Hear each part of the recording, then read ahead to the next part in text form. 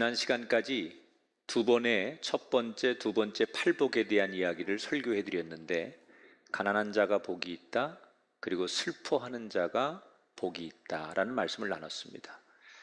사실 이 두 가지의 복을 전하면서도 걱정이 됐던 게, 이 말씀을 듣는 사람들이 쉽게 이 말씀을 공감하고 받아들이기가 어려울 것이다. 왜냐하면 평상시 우리가 가지고 있는 상식과는 좀 거리가 먼 이야기지 않습니까?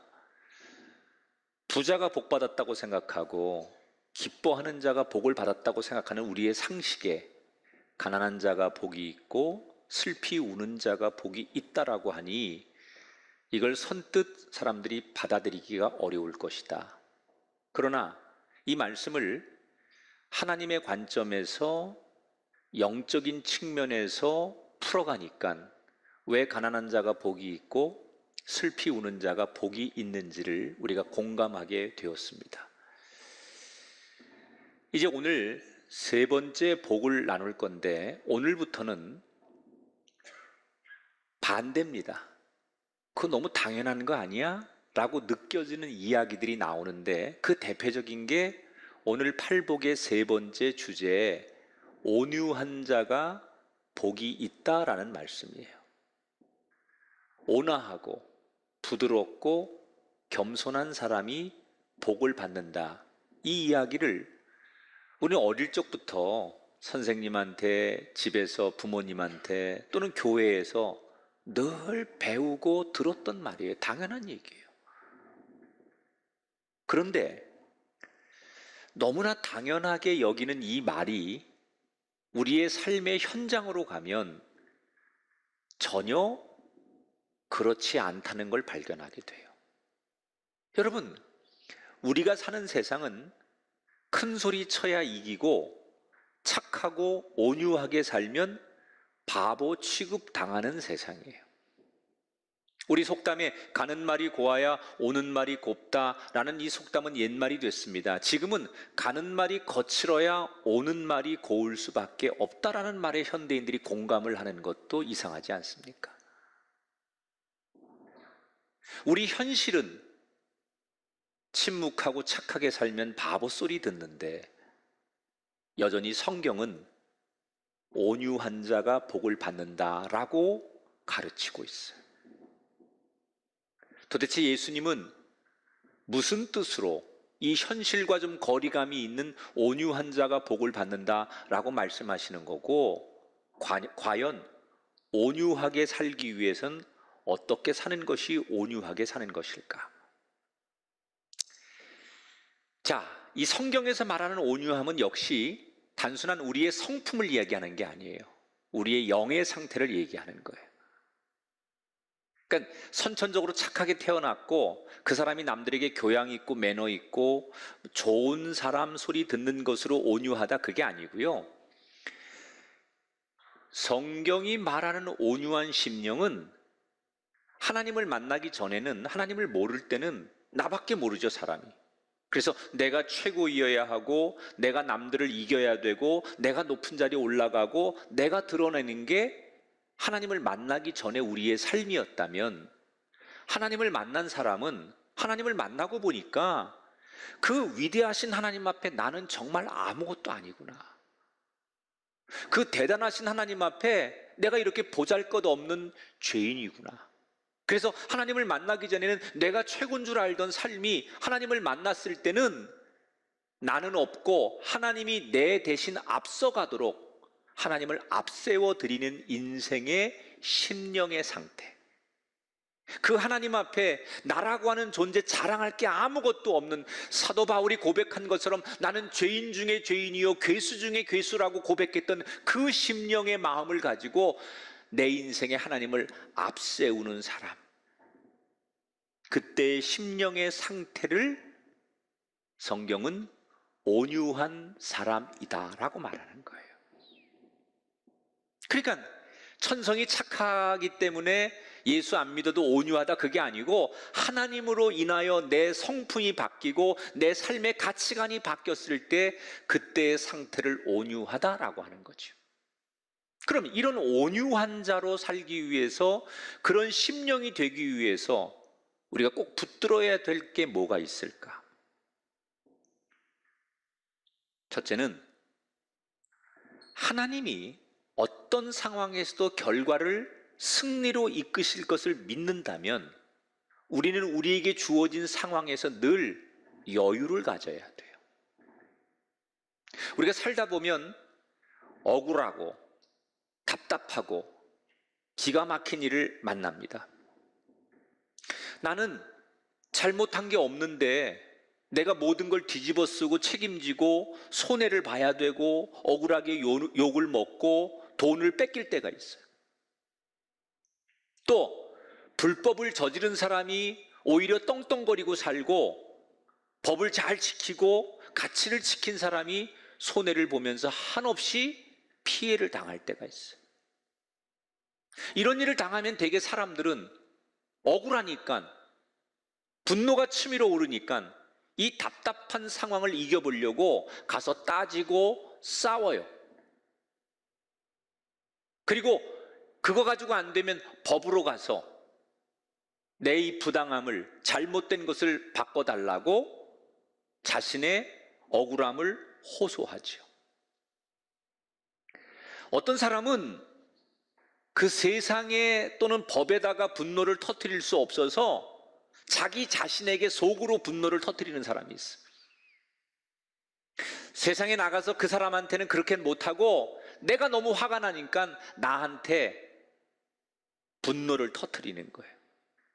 그러면 이런 것들이 쌓이고 쌓이면 한국 사람들이 다 가지고 있는 병 중에 하나가 뭐예요? 화병이라는 거예요. 자기 자신을 저주하고 자기 자신을 학대하다 보면 자기 스스로 자기에게 분노를 터뜨리는 병, 이게 화병이죠. 그러니까 사람이 억울하고 답답하니까 그게 상대가 됐든 내가 됐든 답답하고 억울한 것을 우리는 표출할 수밖에 없는 게 인간의 본성이라는 거예요. 그럼 이 두 가지 방법 중에 어떤 게 낫냐? 성경은 두 가지 다 안 된다는 거예요. 분노는 안 할 수는 없지요.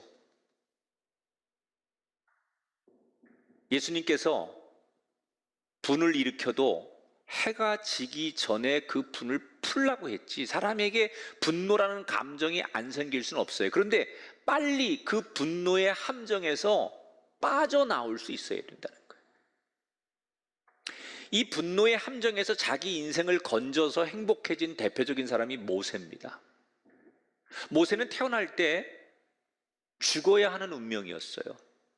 그가 태어나 보니까 자기의 민족은 이집트의 노예로 있었고 이집트의 왕이 히브리 아기들, 남자들 다 죽여라 이렇게 명령했기 때문에 모세는 태어나자마자 죽어야 되는 운명이었죠. 그런데 그의 어머니가 차마 자식을 죽일 수 없어서 고민하다가 그 자식을 갈대 상자에 집어넣고 그냥 세상의 운명에 맡기듯 정처 없이 떠내려가는 강물에 그 아기를 띄워보내요. 그런데 놀라운 일이 일어납니다. 저 강 밑에서 때마침 이집트의 공주가 시녀들하고 나와 목욕을 하다가 저기서부터 갈대 상자 하나가 내려오는데 그 안에 아기가 있는 거예요. 그 아기를 보는 순간, 아기하고 눈이 딱 마주쳐지는 순간 이 공주가 여성 특유의 모성애를 느끼며 이 아기를 키워야겠다. 그래서 양자를 삼는 거예요. 제가 이 말씀 출애굽기 때 다 여러분에게 전했는데 그건 하나님이 연출하는 거죠. 하나님이 그 타이밍에 맞춰서 공주가 나오게 하고 그 타이밍에 맞춰서 그 아이의 눈을 마주보게 하고 그때 아이의 울음소리를 들으면서 모성애를 느끼게 하고 이 모든 것들이 하나님이 연출하셨기 때문에 가능한 것이다. 그래서 모세의 운명이 바뀌죠. 죽어야 했던 그의 운명이 어느 날 갑자기 공주의 아들로 궁궐에서 살게 돼요. 모세라는 이름과 함께 그의 인생은 새롭게 시작이 됩니다. 그런데 이게 왕족으로 살다 보니 어린 모세는 세상 말로 거칠 것이 없는 성격이 되는 거예요.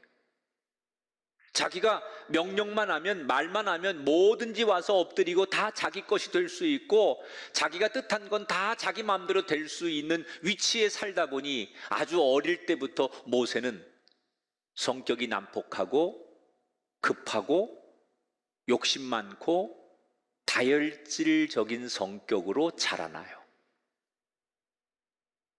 그리고 그렇게 살아도 되는 줄 알았어요. 그런데 어느 날 그가 성장해서 나이 40이 되었을 때 우연히 이집트의 감독관이 히브리 노예를 너무 심하게 학대하는 걸 말리다가 그 싸움에 말려들어 사람 하나를 죽이게 됩니다. 그리고 이 사건 때문에 모세는 더 이상 이집트에 머물 수 없어 광야로 도망을 치고, 거기에서 이제 모든 세상 것을 뒤로 하고 숨어서 평범한 목동의 삶을 살기로 하고 한 여자를 만나 가정을 꾸리고 살아요. 그렇게 나이 80이 되었습니다. 다른 사람 같으면 80의 나이라는 것은 인생이 거의 마무리될 때쯤의 나이인데, 모세는 인생이 마무리될 거라고 생각했던 80의 나이에 하나님이 그를 부르세요. 이집트로 가라는 거예요. 네 동족을 구출해내라는 거예요. 몇 번이고 갈 수 없다고 고개를 가로저어 보지만 하나님의 뜻을 꺾을 수 없어 그는 이집트로 가서 파라오 왕과 맞서면서 기가 막힌 소설과도 같은 영화와도 같은 장면들이 연출되면서 이스라엘 백성들을 해방시키는데 성공을 하게 됩니다. 자, 이제는 모세의 인생에 더 이상 불행할 일은 없을 것 같았어요. 하나님이 원하시는 대로 그 늙은 나이에 이집트로 가서 극적으로 이스라엘 백성들을 해방시키는 데까지 자기의 임무를 다 했으니 이제 더 이상 어떤 불행이 자기 앞에 올 거라고 생각하겠어요? 행복한 일만 남았다고 생각하는 거예요. 그런데 아니었습니다. 이스라엘 백성들이 요만큼만 뭐가 있으면 모세를 찾아와서 불평하고 원망하고 시비를 걸고 다툼이 생기는 거예요. 사실 모세는 하나님이 인도하시는 구름 기둥과 불 기둥을 따라서 지금 가고 있을 뿐인데, 백성들은 모세한테 찾아와서 왜 해가 일찍 떨어졌느냐, 왜 더운데 구름이 더 넓지 않냐, 왜 우리가 목마른데 물이 없냐. 사실 모세도 하나님이 구름 기둥과 불 기둥으로 이끄는 대로 가는 거지 모세 마음대로 하는 게 아니거든요. 그런데 사람들은 전부 다 모세한테 와가지고 불편하고 힘든 걸 다 모세한테 퍼부면서 모세를 원망하는 거예요. 어느 날 하나님께서 모세에게 말씀을 하시길래 모세는 겸손히 그 말씀을 듣고 그대로 백성들에게 전했을 뿐인데, 사람들은 완악해서 모세를 향해서 삿대질하면서 네가 뭔데 우리한테 명령질이냐, 네가 뭔데 우리한테 이래라 저래라 하느냐, 그러면서 모세에게 항의하고 폭동을 일으키고 폭력을 쓰는 거예요. 이런 일이 반복되다가 민수기에 가보면 심지어 그런 무리들 가운데 친형이었던 아론과 친누나 미리암까지도 그런 군중의 한 사람으로 자기를 괴롭히게 되지요. 이때 모세의 심정이 어땠을 것 같아요? 너무 억울하고 너무 힘들었을 거예요. 내가 뭘 잘못했어? 나는 그저 하나님이 시켜서 한 것뿐인데 뭣도 모르고 사람들은 다 나한테 와서 문제 제기를 해요. 이게 웬만한 사람 같으면 이 부당함 앞에 분노가 일어나서 제 성질을 못 이겨서 화병이 날 만도 할 상황이에요. 조금 전에 얘기한 대로 모세가 어릴 적부터 가졌던 그의 기질, 조금도 참지 못하고 불의를 보면 견디지 못하는 성질 급한 그 다혈질의 모세라고 한다면, 이 정도 되면 말할 것도 없지요. 힘으로나 다른 방법으로 못된 사람들을 얼마든지 혼내줄 수 있었을 거예요. 우리가 아는 모세는 그러고도 남을 사람이에요. 그런데 성경에서 놀라운 증언을 합니다. 민수기 12장 말씀 볼까요? 이 사람 모세는 온유함이 지면의 모든 사람보다 더하더라. 우리가 알고 있는 모세가 아니에요. 그런 부당하고 불편한 상황에서 모세를 성경은 뭐라고 증언하느냐? 어떤 상황에서도 그 어떤 누구보다도 온유한 사람이었더라.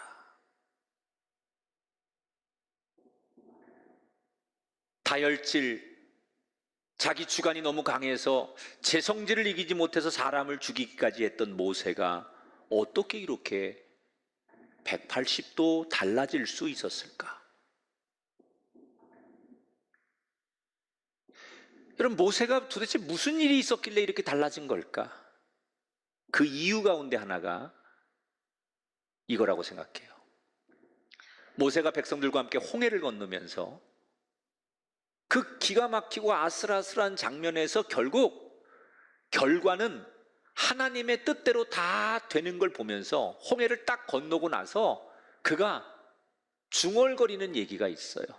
그게 출애굽기 15장에 나오는 말씀인데 모세가 이렇게 고백합니다.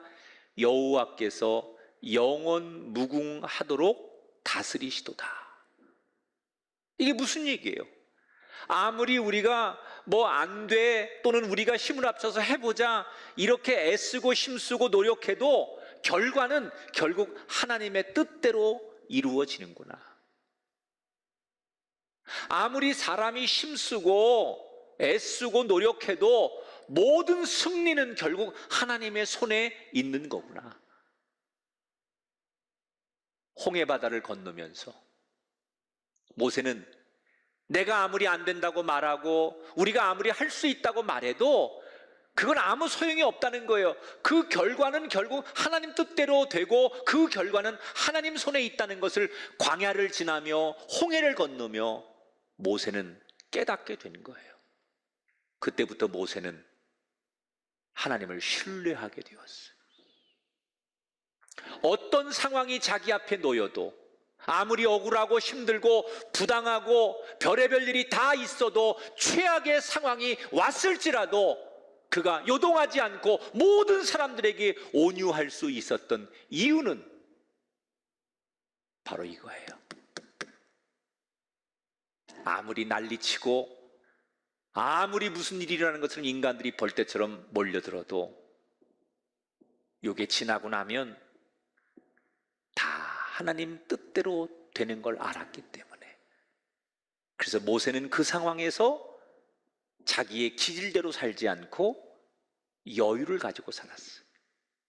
사람들이 막 난리치고 와서 멱살 잡고 막 폭력을 써도 씩 웃으면서 그걸 넘길 수 있었던 여유는 뭐냐? 지나고 나면 다 모든 결과가 하나님 손에 의해서 움직여진다는 걸 알았기 때문에 여유, 다시 말하면 온유함을 가질 수 있었다는 거예요. 자, 하나님이 바라시는 이 온유함을 유지하려면 우리가 전적으로 하나님을 의지해야 된다는 거예요. 이 온유함이라는 게 여러분, 어떤 사람은 참 대단한 사람이 있어요. 굉장히 성공하고 형통하고 사람들이 막 부러워할 만한 상황에서도 교만하지 않고 저는 아무것도 아닙니다. 제가 부족합니다. 이렇게 겸손할 때 그 사람의 온유한 모습을 사람들은 보는 거예요. 또 반대로 너무나 억울하고 큰 불행을 만났는데 그런 상황에서도 침착하게 힘들지만 괜찮습니다 라고 오히려 다른 사람들을 위로할 때 우리는 그런 모습을 보면서 이 사람의 온유함을 보는 거예요. 그런데 우리가 모두 다 칭찬할 만한 이런 상황에서 그 온유함을 보여주는 사람들이 조심할 게 하나 있어요. 그게 뭐냐? 사람들이 저 사람 참 대단해. 저 상황에서 어떻게 저렇게 겸손하지? 또 저 환경에서 어떻게 저렇게 여유를 갖고 어떻게 침착하지? 이런 소리를 듣는 건 좋은데, 이게 내 진심에서 나오는 온유함이면 좋은데, 반대로 내 본심을 감추고 가짜로 드러내는 온유함을 조심해야 된다는 거예요. 그럼 이걸 빠져나오려면 뭐가 필요할까? 예수님께서 근본적인 해결법을 하나 주셨어요. 그게 마태복음 6장 31절 33절의 말씀입니다. 염려하여 이르기를 무엇을 먹을까 무엇을 마실까 무엇을 입을까 하지 말라. 너희는 먼저 그의 나라와 그의 의를 구하라. 그리하면 이 모든 것을 너희에게 더하시리라.